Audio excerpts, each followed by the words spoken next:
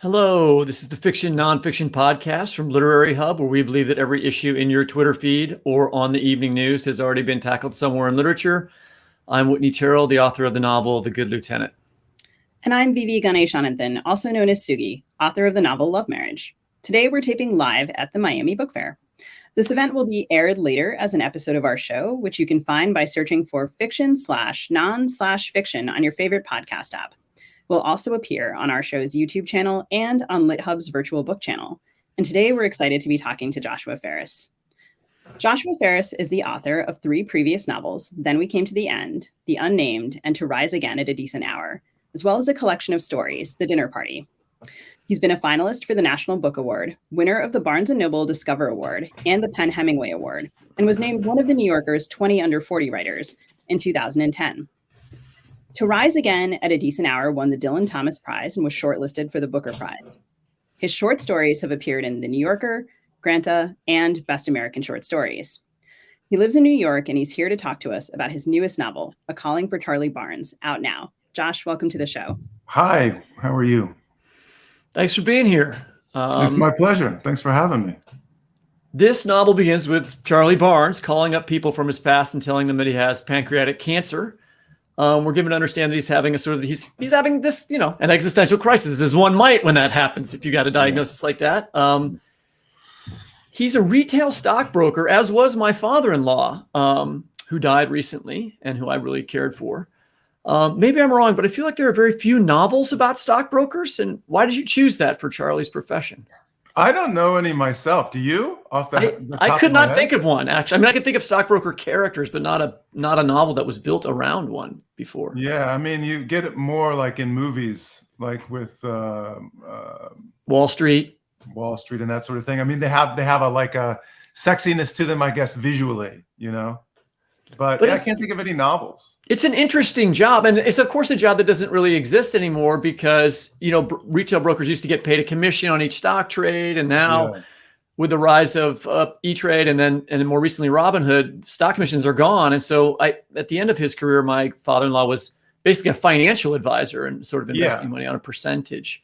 Yeah, that's what they have to do now, I think. And a lot of people don't want to have the responsibility of dealing with their portfolios. They get very nervous. It's the same sort of thing that, it might occur to me to do it on my own because my father did it and educated me in that regard. But if you're doing it on your own, it can be very scary. I don't actually know of any novels that take that. And I'm not really sure why. I mean, it is a pretty big deal. We're talking about nest eggs here. We're talking about people's retirements.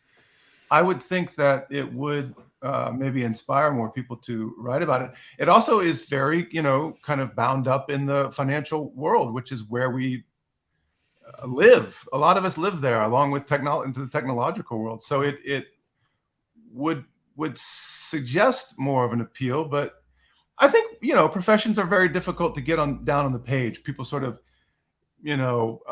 set them pro forma and then they're done with it. They don't explore it. And once you have a profession for your character, you can forget about it. I tend not to do that, but. I mean, I've argued, I tell Sugi this all the time that she doesn't like this, but that writing is the most capitalist profession you could possibly be involved in. And writers pretend that that's not the case, and don't like to talk about their own money in particular, but writers, particularly people who are working at universities, all have retirement accounts and all are invested in the market in some way or the other, I think. Tell me what you mean by the most capitalist profession. Well, I mean, either, if you sell a book and it does well, then you get to sell your next book for more. And if it doesn't, you don't. It's sort of like, it's a little bit like playing golf also, which is another very capitalist sport where if you succeed, you get paid. If you don't, you don't. It is true, isn't it? It's like a little like taking your book to Vegas. We're going to turn up heads or tails, back cover or front cover. It's true. Yeah, I think, no offense to Whit's father-in-law or Charlie Barnes, but I wonder if, one reason maybe there aren't many books about stockbrokers is that many people think they're, not only mysterious or unknowable, like the profession has this aura of impenetrability to people who are outside of it, the whole financial world, I think, even for those of us who are invested in the market in some way, right? Like there is this almost like I pay my accountant to make my taxes basically go away. Go away, yeah.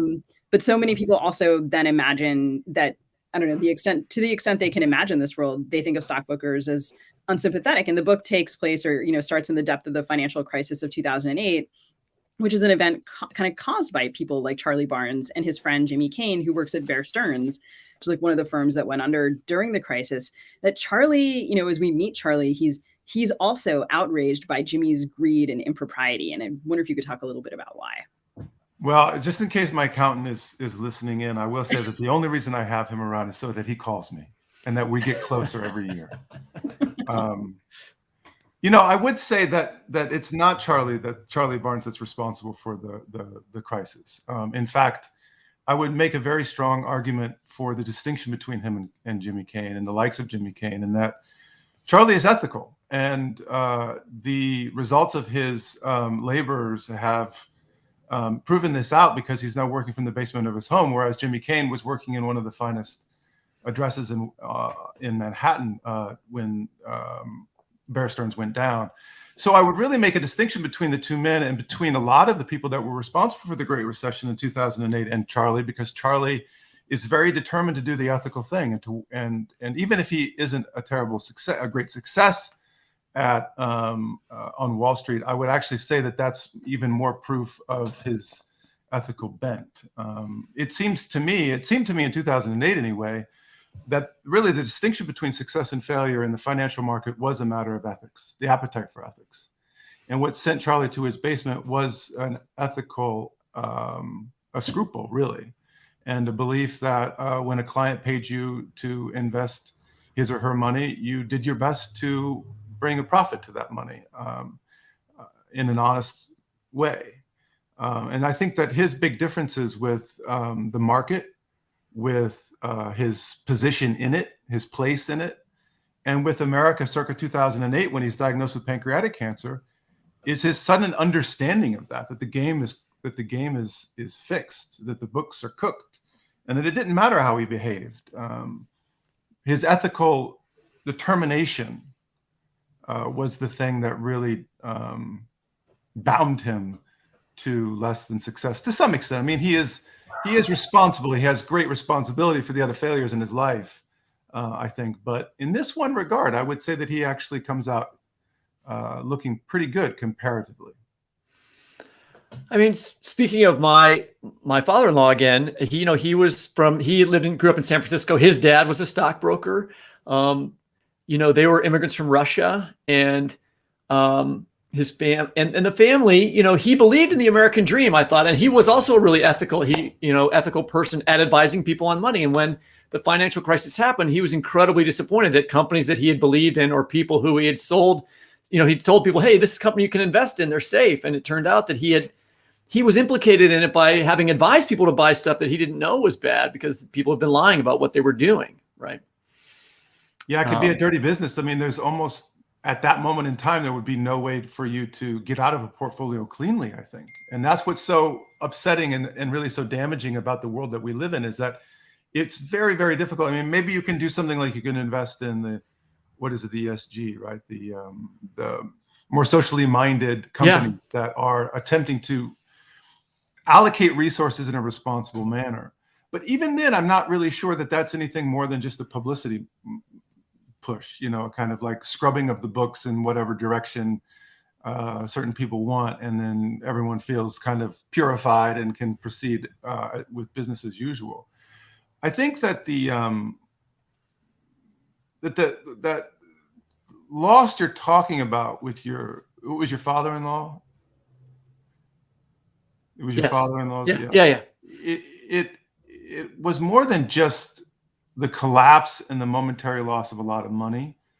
It was the death of this American dream, the idea that we were all working towards something on a level playing ground, and that the companies that we were working for, American companies, companies that were taking money from Americans and selling products to Americans, were fleecing them at the same moment in time.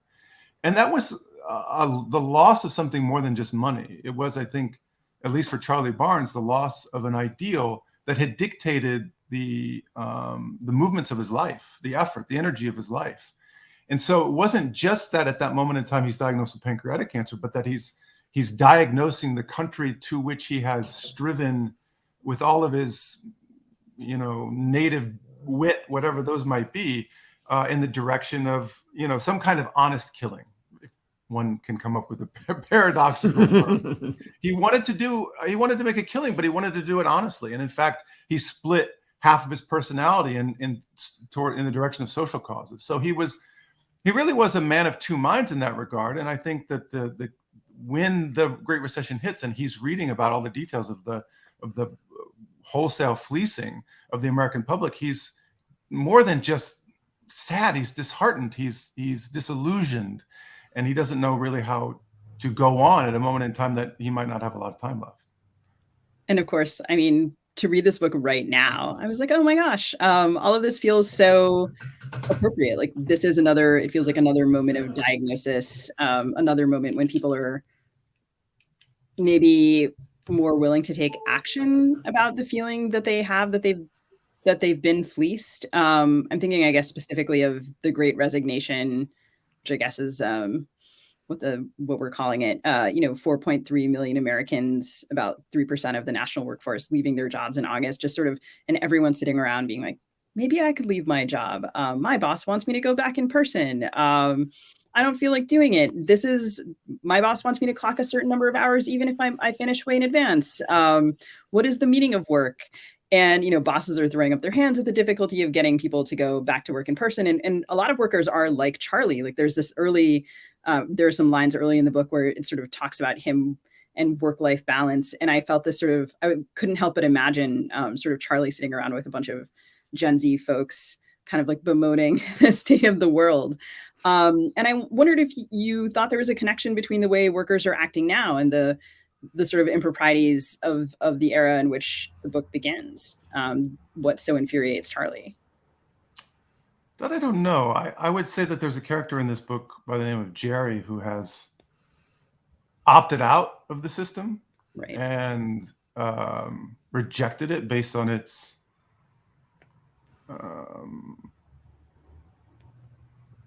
rapacities, I guess, for lack of a better word. It's systematic indignities, and then can't get back into it. His resources run dry, and he's looking at homelessness, really. Wants to get back into it, and they won't let him in.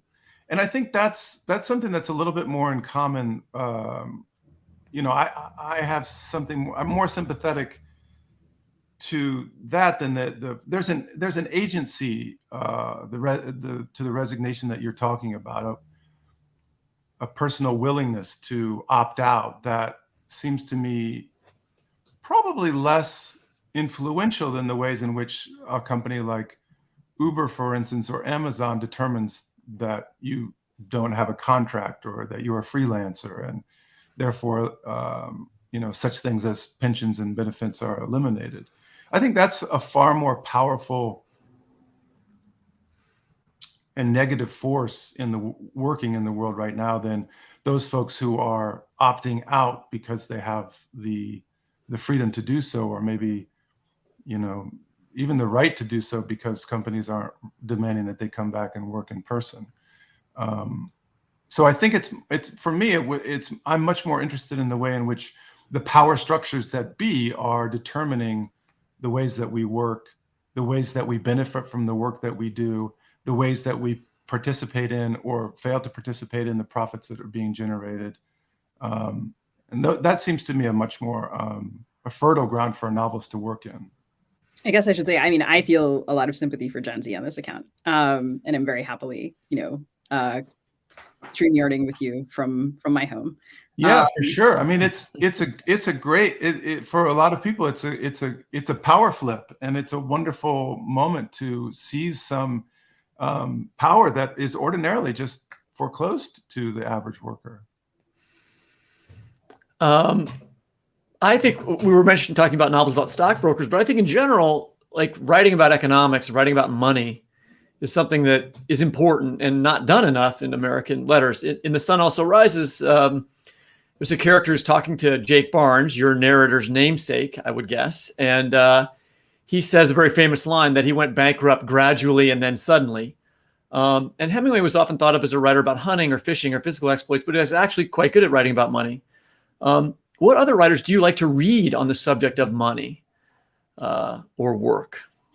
Yeah, novelists do it because everybody does it. I mean, everybody thinks about money. Everybody, if you're a writer, you write about money to some extent. But really, I read the Wall Street Journal. Like where what's going on is documented well is in the Journal, and the Journal is a fascinating magazine because of its difference between the journalism and the op-ed page, and it creates a split personality, really it's a Jekyll and Hyde magazine. It's a Jekyll and Hyde publication.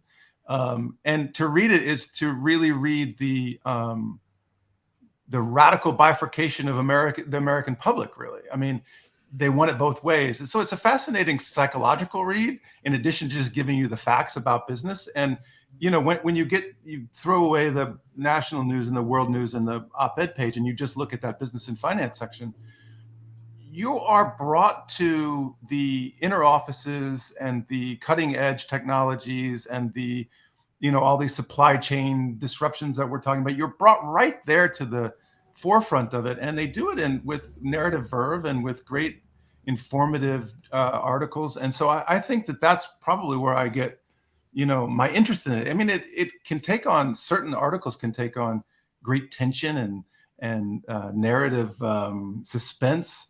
And I probably also read people that are writing for newspapers like that, like a guy named William Cohen and another guy named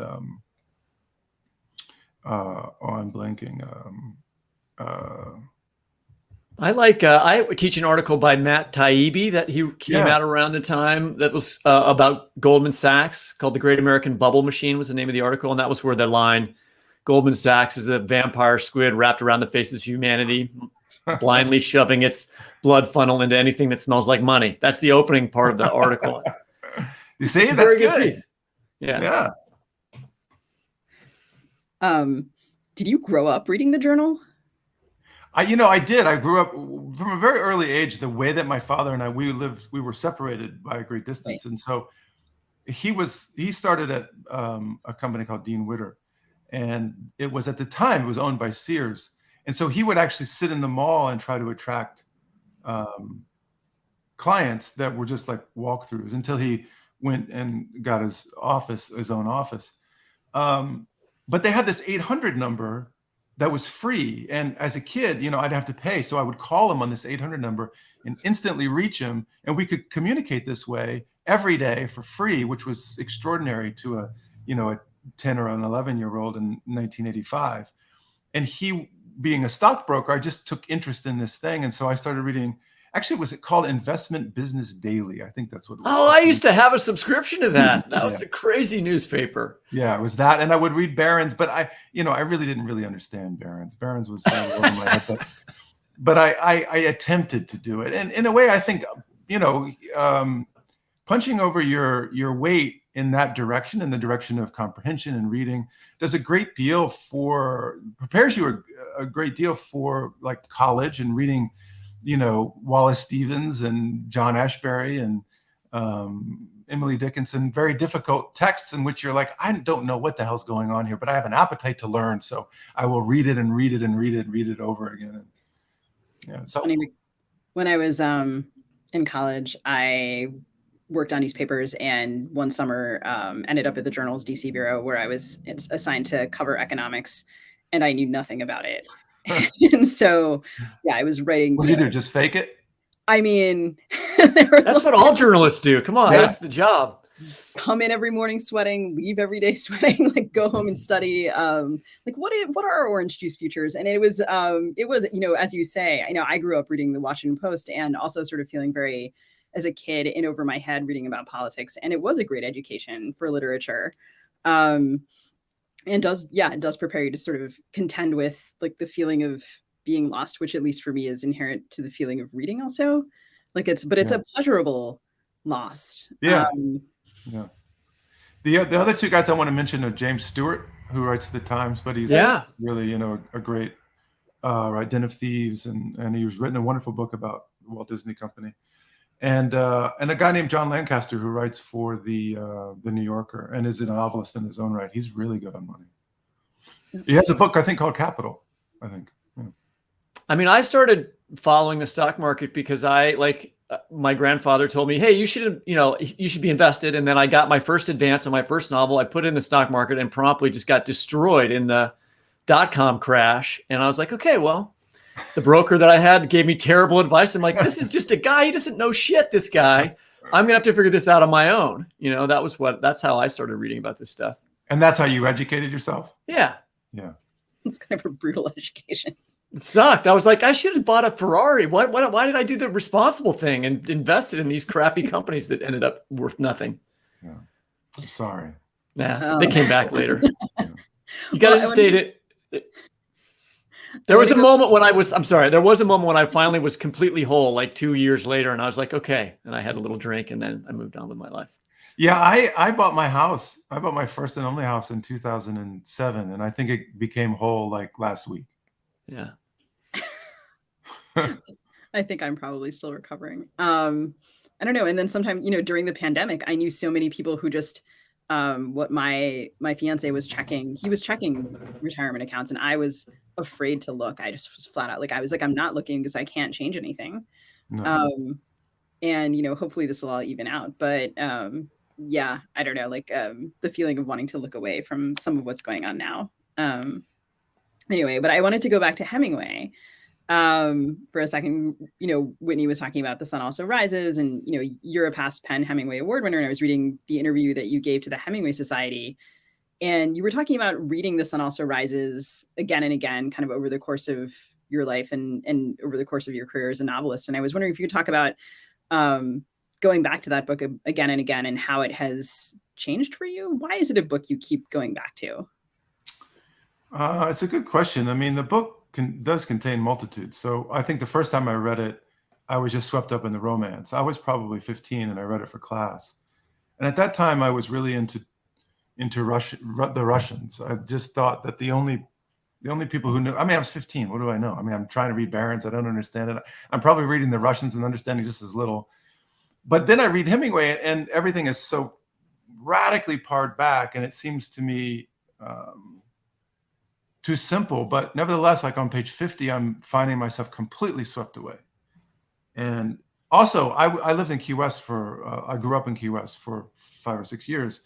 And I remember my mother, we went to the Winn-Dixie, and there was a spindle rack full of Hemingway paperbacks. And I said, who's that guy? Would I like him? Is he fun? And she goes, he's terribly boring. He's so boring. You would never, don't read him. You wouldn't like him. So I just thought of him as an old boring guy, and he was dead. And what did I care? But when I was assigned it, I'm reading it, and suddenly I'm finding that there's no boredom involved, and I am understanding it really pretty clearly because it really is straightforward. And I'm swept up by the bullfighting and the Spain traveling. And I mean, everything that you fall in love with Hemingway when you read him is there for me. And it's so exotic, especially, even for a boy that's growing up in very exotic Key West. It has these things that you didn't even know existed. So that's the initial reading, just pure romance and the facility with the language and all that. And then I think later, 5 years later, maybe I'm reading it again. And at that point, I'm starting to think about what it means to put sentences together and create a character and all that. And that's when the more subterranean stuff of the book starts to emerge. Jake's wound, the tragedy that is his life, how that wound happens, the way in which Hemingway suppresses that information in such artful and marvelous ways. And so that starts to blossom into an understanding of the art behind the romance. And so now you've got kind of like two things going for that book. In addition to I'm starting to understand the radical break that he made from a writer like Henry James in the generation before to create this new American idiom, a different approach to novel writing. And then probably 10 years later, I made quite a few friends, quite a few Jewish friends, and I read it in great critique because it's a horribly anti-Semitic book. And there's no really way around it. There comes a point in time when, the word kike is mentioned, and you're like, okay, well, I'm going to be on guard here because I know who's saying that word. To what extent does it infect the entire novel? And sure enough, it does. And it becomes really hard to like it again. But, the biggest advocate for The Sun Also Rises was probably Philip Roth, who, in spite of its anti-Semitism, was a great fan of the book. So, you get drawn back into these things that made it remarkable to begin with. So it's a vexing book. I find it one that I can't read unequivocally, but that I continue to go back to for its artistry and its brilliance.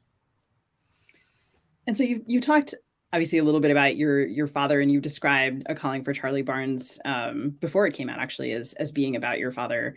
And I don't know, there are aspects of your book that also have like kind of a "isn't it pretty to think so" quality to it. And there's a passage in here in which the narrator talks about his stepmother as his primary entry point to understanding fiction.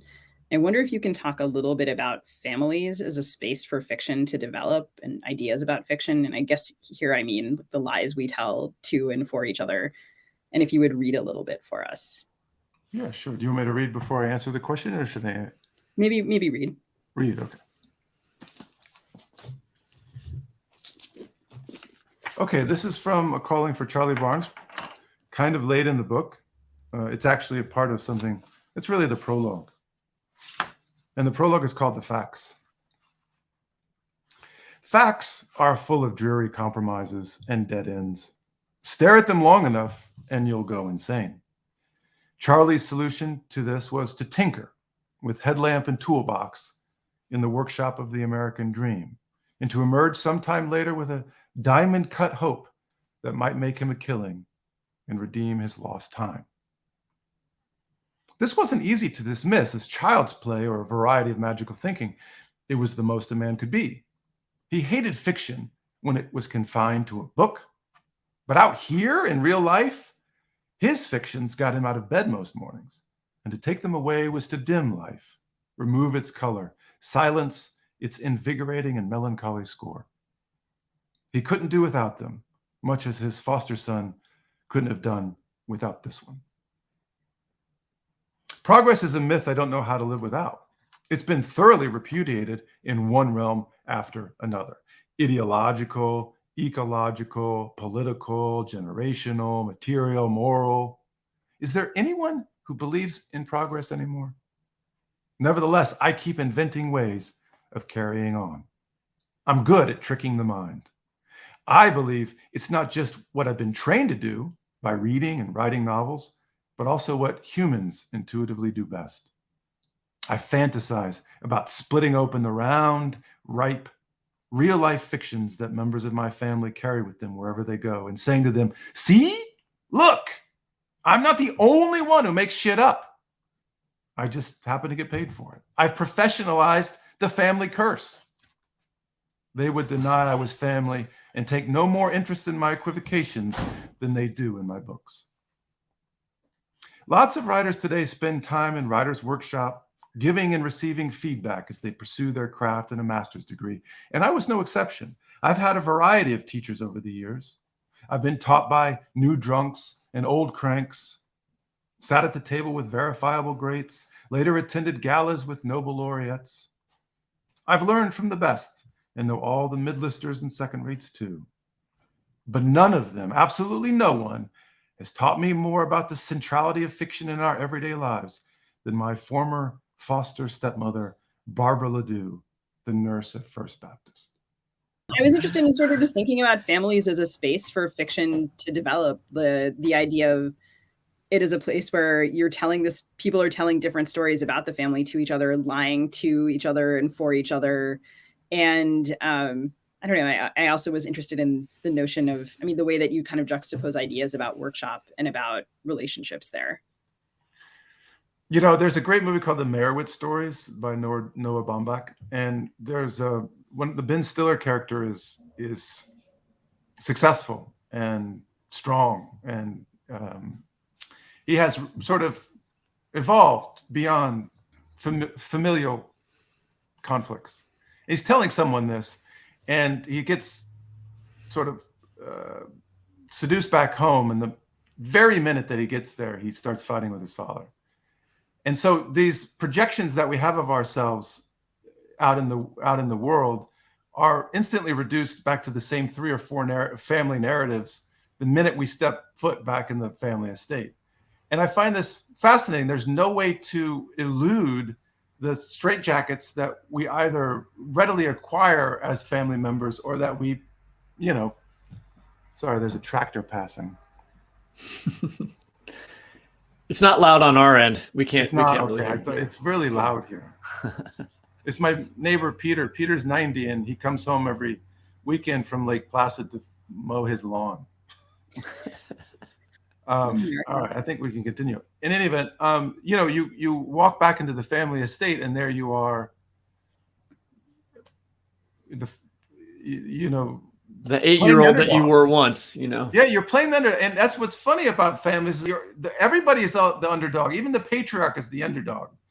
Everybody has these stories they tell one another, and they very infrequently line up, and they infrequently agree. So I'm fascinated by the fact that that's where so much of our early selves come from, but also the fertile nature of the family to create these stories, and these stories that rarely, can be reconciled one from the other teller. So I think that's a perfect place or the perfect thing for the novel to focus on, because of these conflicting storylines. Another book that I thought of when you were reading that passage, and when I was reading the book generally, is Jeffrey Wolf's memoir, The Duke of Deception. I don't know if you're familiar with that, but a really favorite book of mine that I'm teaching this semester. And there's a lot of deception in the novel. Charlie is diagnosed with pancreatic cancer earlier in the book, but he's deceptive about his diagnosis. Jake, who's telling the story, is deceptive about what happens to his dad in different ways. But in that passage that you just read, Jake says, "Progress is a myth I don't know how to live without." That's deception too, the idea of progress, as he says in that passage. But it seems in Jake's mind to be a positive kind of deception. Can deception be positive? Well, here's how the distinction that I would make is this between illusion and delusion. And I would say that an illusion is a healthy thing and a necessary thing. And this kind of goes back to some extent, it goes much further back, but certainly in the 19th and 20th century, these were powerful forces in the philosophical world, the world of psychology, Freud, Nietzsche. But this is the distinction I would make. The illusion, I might have the illusion that I'm going to be elected the president of the United States one day. And it's probably not going to happen, but, I'm of age and I was born here, and maybe so, but I might also believe that I will be elected the first president of the United States. And that can only be George Washington. And so I would be deluded. And I think that it's very healthy to have the former and very unhealthy to have the latter. But I think it's a distinction that, really makes a difference, because the illusion that God exists might be a very powerful one in somebody's life, determining a certain moral script and the arc of one's life. It may not pan out. You may die, and that's it. But it's mighty powerful and maybe even necessary to that individual. I think that progress for a long time was a myth that I was under in the same kind of pervasive way. It seemed to color the world. It seemed to determine where we were when I was born versus where my father was when he was born. I can now see it in my son, who's 12 and can't imagine the world without the iPhone or the personal computer in a way that I have direct access to. And so he sees that generational divide not merely as one of technological advantage or disadvantage, but of a massive break in terms of where we were and where we're going. So progress is very much alive for him, the sense of progress and the sense of like living in an enlightened age. And I think that I did that. I did that in the same way that he's doing it. And it was only really with the death of my father that I understood a number of the powerful illusions that I was under that kept me going. And it was only after I stopped grieving for him that I reacquired them and was able to go on. So I think, I think of illusion as a necessary and not very, I would say very frequently, a very healthy thing to have. And, they blend in to some extent. They might be called white lies to the self. They might be called, and they might even be called, harder things. They might be called lies. But there is a distinction, certainly, between the kind of mendacity that we've seen on the national level over the past 4 or 5 years and the things that I'm talking about. I am really excited to talk to you about humor. And of course, we're in, kind of unfunny times at the moment. Every night I wonder what Joe Manchin's going to do. And whether what's going on inside him. He's speaking of guys with some illusions. And in the past, you've spoken about people responding to humor as though comedy can also be literature, as though it doesn't also require craft, when of course it does. And I wondered if in sort of current times, if you think this is changing at all, that serious literary readers and critics are gaining a greater appreciation for writing that, as you told the Paris Review, and I'm quoting here, mitigate some of the shit and misery that goes on, because there is definitely more shit and misery going on. And I'm wondering if people are starting to appreciate the funny a little bit more. I don't know. I mean, I have no idea. I don't know why people have any resistance at all to funny things. It doesn't comport with my reading. I mean, I think that when you can blend them together in a way that's both, funny and moving, or funny and trenchant, or whatever the case may be, it just elevates our literature. But there is a strain, a kind of orthodoxy amongst certain readers that says, if it's funny, it's not serious. If it's funny, it's not serious literature. And the distinction holds, absolute sway with them. I've never understood it. Is it actually making is it a heyday for humor? I don't know. It certainly should be, because the absurdities that we're confronted with in everyday life only demand that we up our game, because we can't keep up with them. Maybe in fact, the absurdities of everyday life persuade us against it because they are so outrageous, that maybe we should just get sort of all sober up so that we can approach the enemy, with better wiles and force. I don't know. I do know that for me personally, there's an enormous amount of solace to the humorous, and that I go there not just to laugh, but also to, to cover over some of the things that I want to cry about.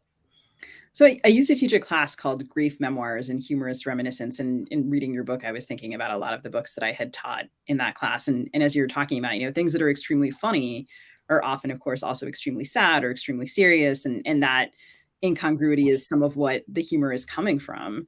And I wonder if you could talk a little bit more about how you see the connections between grief and humor evolving. I mean, obviously in this book, it's particularly a particularly powerful theme, but over the course of your work, how that has changed for you, and how your sense of humor has changed over time. Well, I'll give you an example from real life. And that is to say that my father was diagnosed with pancreatic cancer early. He got test results back from his doctor, and he sent it to his wife, who is an oncologist, and they were the raw numbers. And she said, "This is bad. You have to go see an expert and find out the things that you have to do now, today." And he was very distraught by this news. And then on Monday came around, and he went to that expert. But in the meantime, those raw numbers came in the mail, as is a pro forma thing, I guess. And when she came home, his wife came home, she read them and she said, "Chuck, you gave the wrong numbers to me. You're fine." And he said, "Oh, I don't have pancreatic cancer. How terrific." And then, well, sure enough, the results from the specialist came in, and he had pancreatic cancer. So it was this wild, topsy-turvy, back and forth change that in time, because he actually did get an early diagnosis. This is my father we're talking about. And he had the Whipple procedure, and he lived for 7 additional years. In time, that came to seem, about that terrible day, really funny. The funny thing to take away from that moment. And that's how I just generally see, I suppose, the way I see the world. There's almost nothing that is bad that isn't tinged somehow, or if there is some extraneous thing out there that indicates some, even if it's terribly blackly funny, some funny thing. And that's how comedy works. But it's also, I think, how life works, and why comedy is a necessary component of literature if we're going to actually capture the experience of life. I would say for me, in terms of like the way that it's progressed in my career, is I've tried not to go there first thing. Whereas I think before, as a younger writer, I would rely on it a little bit too much, or I would go there first thing when I was sitting down and try to find out what was funny. I think maybe out of a sense of insecurity, if I can make you laugh, I can make you keep reading. And now I'm a little less concerned about that. I mean, I have things to say that are certainly as important, if not more, than the humor. And so I can reserve it or treat it differently. I can just deploy it in a different manner, in a less perhaps anxious manner.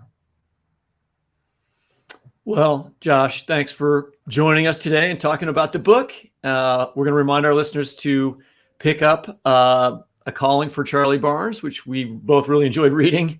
It's out now. And don't forget, you can listen to this discussion as a nonfiction episode by subscribing to our show. Thanks so much for this conversation, Josh. Whitney and Sugi, thank you so much. Thank you to the Miami Book Fair as well.